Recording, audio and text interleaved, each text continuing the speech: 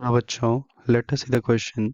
The question says the reaction conditions leading to the best yields of ethyl chloride C2H5Cl are। हमको चार option दिए गए बच्चों यहाँ पे और पूछा गया है इसमें से कौन सी कंडीशन होगी जिससे हमको एथिल क्लोराइड का बेस्ट यील्ड मिलेगा, यानी कि हमको मोनो सब्स्टिट्यूटेड एथिल क्लोराइड चाहिए, तो इसके लिए इसमें से कौन सी कंडीशंस बेस्ट रहेंगी।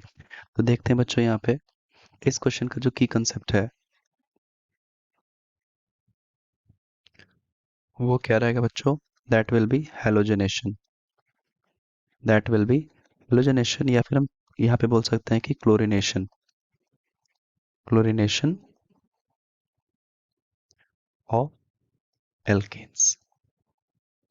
ठीक है, ये इसका क्या हो जाएगा, की कंसेप्ट हो जाएगा। अब यहाँ पे देखते हैं बच्चों क्या कि पहला हमको दिया गया है, जब हमने क्या ले लिया है, इथेन को एक्सेस में लिया है और क्लोरीन के साथ में रिएक्शन कर रहे हैं।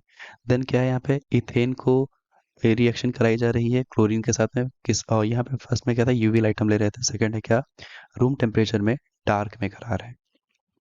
थर्ड कंडीशन, थर्ड ऑप्शन में है इथेन लिया है हमने और साथ में क्लोरीन को एक्सेस में ले लिया है और यूवी लाइट में करा रहे हैं।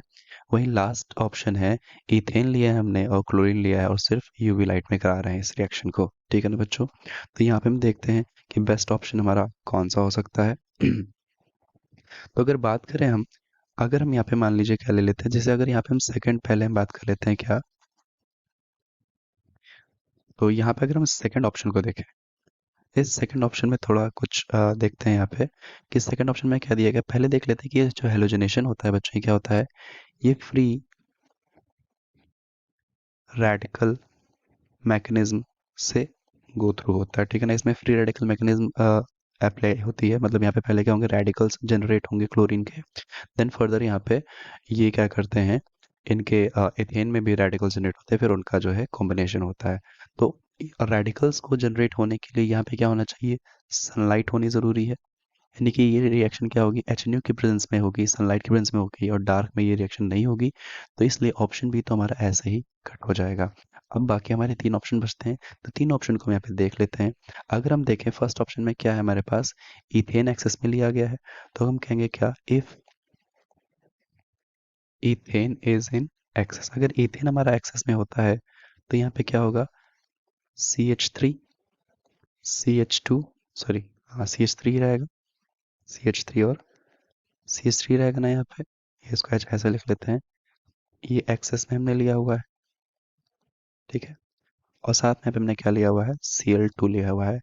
एच न्यू की प्रिंस में कराते हैं, एक्सेस में इथेन लेने पर यहाँ पे बच्चों क्या होता है, इथेन को जब हम एक्सेस में लेते हैं तो हमको जो मेजर प्रोडक्ट मिलता है that is mono substituted chloroethane मिलता है। ठीक है, ये हमारा क्या होता है, मेजर प्रोडक्ट होता है।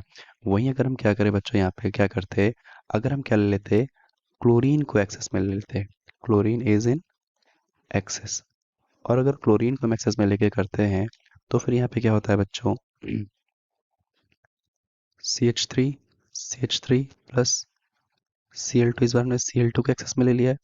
तो यहाँ पे क्या होगा, बहुत सारे क्लोरीन के रेडिकल्स जनरेट हो जाएंगे ना, और जब बहुत सारे क्लोरीन के रेडिकल जनरेट हो जाएंगे तो यहाँ पे मल्टी सब्स्टिट्यूटेड, यहाँ पे हमको क्या मिलेंगे, प्रोडक्ट्स मिलेंगे। तो ये क्लोरीनेटेड प्रोडक्ट्स मिलेंगे, जैसे हमको जो है डाइक्लोरो इथेन मिल सकता है, जैसा कि CH2 Cl या फिर हमको ट्राइक्लोरो इथेन मिल सकता है। ठीक है ना, कुछ इस प्रकार से मिल सकता है। तो यहाँ पे क्या होगा, यहाँ पे ये सारे प्रोडक्ट्स मेजर मिलते हैं और जो हमारा एथिल क्लोराइड होता है जो हमें चाहिए वो मेजर नहीं बन पाता है। तो इसलिए क्या होगा, अगर हम Cl2 एक्सेस में लेंगे तो मेजर प्रोडक्ट हमको जो चाहिए रिक्वायर्ड प्रोडक्ट नहीं मिलेगा, तो ऑप्शन सी भी इनकरेक्ट हो जाएगा। वही अगर हम बात करते हैं ऑप्शन डी की, तो ऑप्शन डी में क्या है, हमको ने किसी को भी एक्सेस में नहीं लिया है। जब किसी को भी हम यहाँ पे एक्सेस में नहीं लेंगे तो यहाँ भी क्या हो सकता है, आइदर हमारा जो है CH3 CH2 Cl बन सकता है, या फिर यहाँ पे CH3 CCl3 बन सकता है, या हमारा क्या बन जाएगा यहाँ पे CH2 इधर Cl, मतलब डाइक्लोरो इथेन भी बन सकता है। यहाँ भी तीनों ही प्रोडक्ट बनेंगे और यहाँ भी क्या होगा, कोई भी हमको जो मेजर प्रोडक्ट चाहिए था, ये मेजर हमें चाहिए था, तो ये हमको मेजर नहीं मिल पाएगा, तो ऑप्शन डी भी इनकरेक्ट हो जाएगा। तो बच्चों हमने क्या देखा कि जब हमने इथेन को एक्सेस में लिया था तभी हमको एथिल क्लोराइड जो है वो मेजर प्रोडक्ट के फॉर्म में मिल रहा था। और इथेन हमको एक्सेस में कहाँ पे दिया है, ऑप्शन ए में दिया है। तो ऑप्शन ए हमारा क्या हो जाएगा, करेक्ट आंसर हो जाएगा बच्चों। I hope you understood. Best of luck.